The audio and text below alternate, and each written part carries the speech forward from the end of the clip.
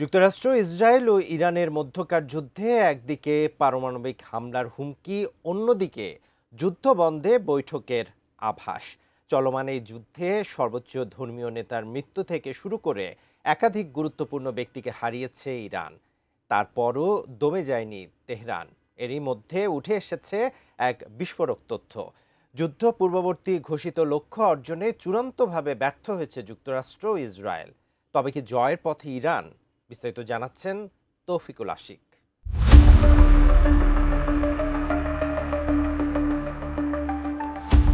গত ২৮ ফেব্রুয়ারি থেকে শুরু হওয়া ইরান যুদ্ধে ইসরায়েলের সাথে মিলে একের পর এক হামলা চালাচ্ছে যুক্তরাষ্ট্র।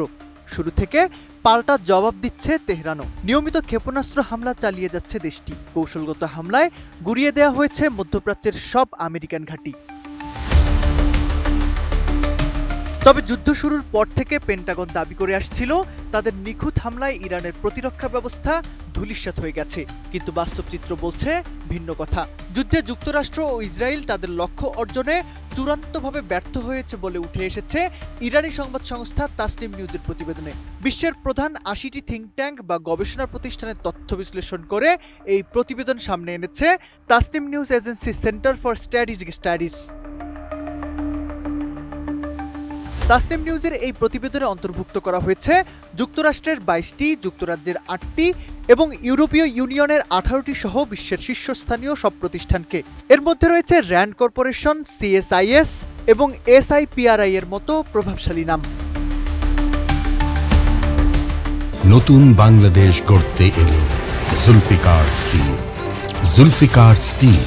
এছাড়া প্রতিষ্ঠানগুলোর বিশেষজ্ঞরা একমত হয়েছেন যুক্তরাষ্ট্র ও ইসরায়েল কৌশলগত কিছু আঘাত হানতে পারলেও স্ট্র্যাটেজিক বা রণকৌশলগত দিক থেকে তারা নিজেদের অস্তিত্ব জানান দিতে পারেনি। অন্যদিকে ইরানের রাজনৈতিক ব্যবস্থা উপড়ে ফেলা বা দেশটিকে আত্মসমর্পণে বাধ্য করার যে লক্ষ্য নিয়ে ট্রাম্প প্রশাসন মাঠে নেমেছিল তা অর্জনে পুরোপুরি বাধাগ্রস্ত হয়েছে। বিশেষজ্ঞদের বরাত দিয়ে সংবাদ মাধ্যমের প্রতিবেদনে বলা হয়েছে, হরমুজ প্রণালী নিয়ন্ত্রণের ক্ষেত্রেও এগিয়ে ইরান।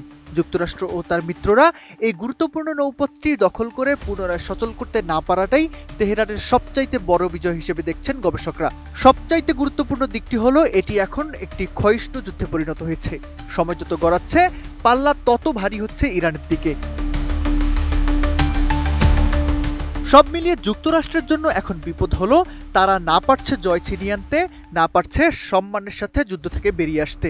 এখন যুদ্ধ থেকে দ্রুত বেরিয়ে আসতে চাইলে যুক্তরাষ্ট্রকে হয় একটি প্রচারণামূলক বিজয় দেখাতে হবে, নতুবা জয় ছাড়াই যুদ্ধ শেষ করতে হবে। জানা গেছে এশিয়ার পরাশক্তি চীন ও ভারতের থিঙ্ক ট্যাঙ্কগুলোও এই গবেষণায় সামিল ছিল।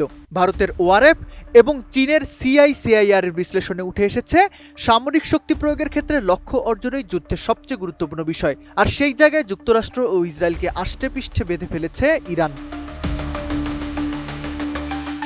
৮০টি থিঙ্ক ট্যাঙ্কের এই সম্মিলিত বার্তা ওয়াশিংটনের জন্য অশনি সংকেত হতে পারে বলে মত বিশ্লেষকদের। তাই পরাজয়ের এই চোরাবালিতে ট্রাম্পের রণতরী ডুববে কি না সেটাই এখন দেখার বিষয়। Taufiqul Ashiq, ATN news.